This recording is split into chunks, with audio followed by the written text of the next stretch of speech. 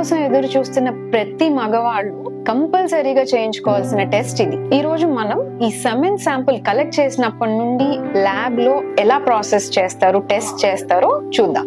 Step 1, hospital premises లో లేదా మీ ఇంట్లో కలెక్ట్ చేసిన sperm sample with in 30 minutes మన హాస్పిటల్ కి రీచ్ అయ్యేలాగా చూడాలి.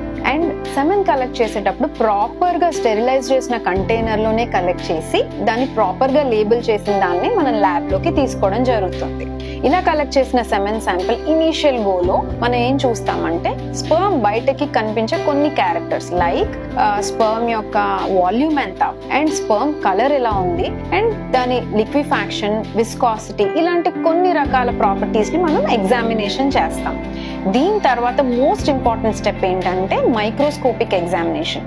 ఈ మైక్రోస్కోప్ లో మనం చూసినప్పుడు మనం సాధారణంగా స్పర్మ్స్ ఎన్ని ఉన్నాయి దాని కౌంట్ అంటారు. దాంతో పాటు ఎలా కదులుతున్నాయి, కదలికలు ఉన్న స్పర్మ్స్ ఎన్ని అండ్ ఆకారాలు ఎలా ఉన్నాయి అనేవి ఇంపార్టెంట్ గా మనం ఈ స్టెప్ లో చూస్తాం. ఇది ఎందుకు అంత ఇంపార్టెంట్ అంటే ఎగ్ అండ్ స్పర్మ్ కలవడానికి ముఖ్యంగా కావాల్సినవి స్పర్మ్ మొటిలిటీ అండ్ షేప్స్ బాగుండడం. సో ఈ ఫర్టిలైజేషన్ స్టెప్ కోసం this is very very important.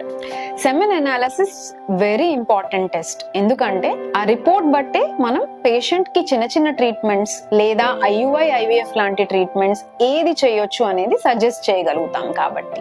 So fertility treatments కోసం ఎదురు చూస్తున్న కపుల్స్ అందరికీ ఈ వీడియో షేర్ చేయండి. Follow us for more updates.